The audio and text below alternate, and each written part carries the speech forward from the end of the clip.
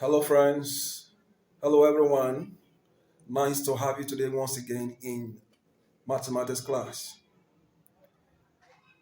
If you had watched or seen episode 1, you must have actually seen where I did a whole lot of introduction to the concept of trigonometry. I recall I say that it has to do with the concept of triangles. That everything trigonometry talks about is triangles. And then we have 6 types of triangles, which can either be classified either based on the angles or based on the size of the triangle. And beyond that, I said, when you classify triangle based on the angles they possess, then you're going to be having the acute triangle, of which none of its angle is up to 90.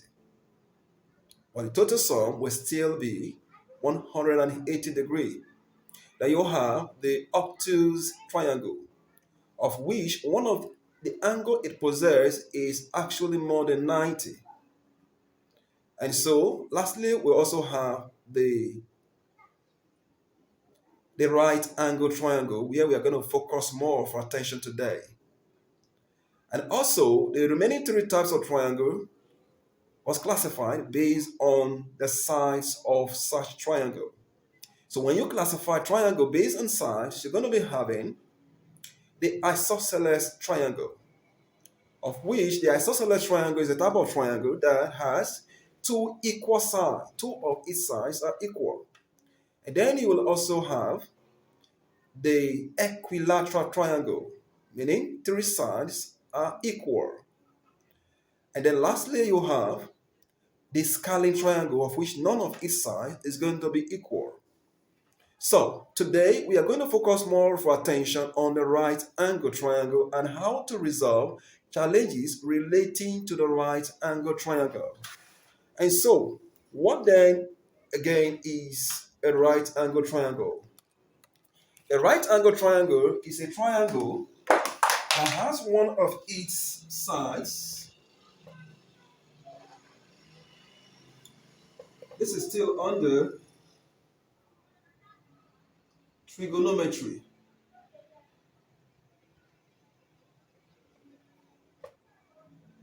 But precisely, we are considering the right angle triangle. Right angle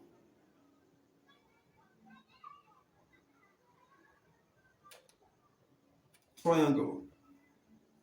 So what then is a right angle triangle? A right angle triangle is a triangle that has one of its angle as 90. What makes it right angle triangle is because it has angle 90, and most often this point is always half of a square, closing this point. Then the remaining side of it could be 45, and here could also be 45. And so that is what we call right angle triangle. Simply a triangle that has one of its sides to be angle 90. So, how do we resolve when a triangle is a right angle triangle? That brings us to come to know a man called Pythagoras' Theorem. Pythagoras, being a philosopher and a mathematician back in the early 570 BC, was born 570 BC before the birth of Christ. So, this man actually proposed a theorem called Pythagoras' Theorem. And with that theorem, you can resolve all challenges relating to right angle triangle. And so, all the challenges we are going to be facing has to do with this. And when you are given a triangle, the first thing you see and you try to picture is to know whether it is a right angle triangle or not a right angle triangle.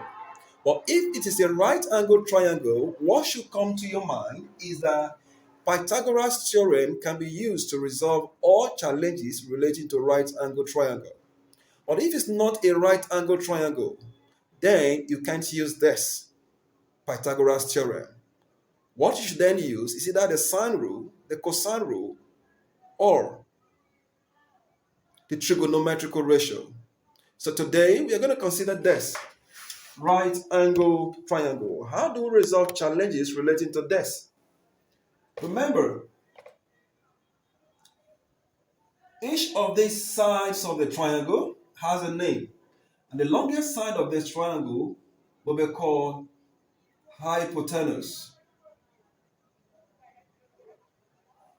while the side opposite this angle will be called the opposite,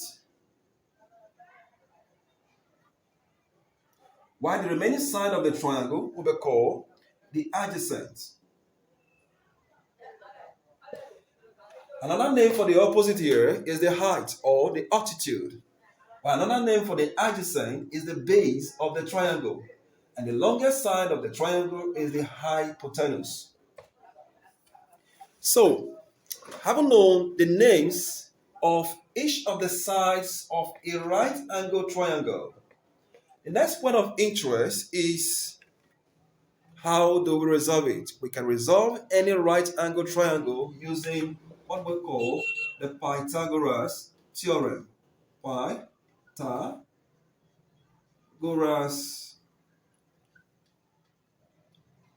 Pythagoras theorem. Now, Pythagoras theorem states that the square of the longest side of the triangle, represented with HYP, the square of it, of the longest side of a right angle triangle is equal to the sum of the square of opposites and the adjacent square of the adjacent. Pythagoras theorem states that the square of the hypotenuse or the longest side of a triangle is equal to the sum of the square of opposites and the adjacent square of the adjacent. With this theorem, you can resolve all challenges relating to right angle triangle. Let me recapture what I have said. When you are given a challenge and you come across a challenge and you notice that it is a right angle triangle, what comes to your mind about the solution or the resolution of such triangle is Pythagoras theorem. And what is this saying? It said that the square of the hypotenuse or the square of the longest side of a triangle is equal to the sum of the square of opposite and the square of the adjacent. So with this, you can resolve all challenges relating to. So if you are given a challenge saying calculate the length of the sides marked A in the diagram below, what then do you do? The opposite was given as 6 meters. The longest side was given as A, and the adjacent was given as 8 meters. What comes to your mind is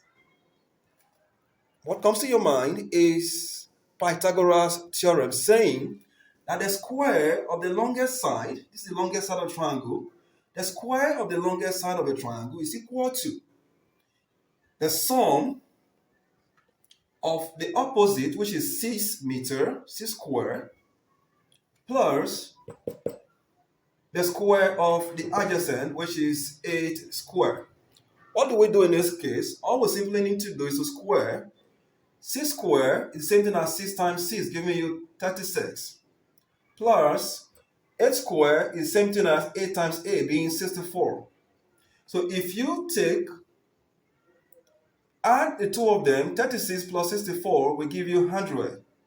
Therefore, how do you do this? It simply implies that the square of A is equal to the square root of 100. At the end of the day, it will give you 10 meters. Taking the square root of 100 will give you 10 meters. That is the solution to such a problem. I advise you, please kindly watch out for more solution of how to resolve further difficulties in right angle triangle. Thank you very much. See you over in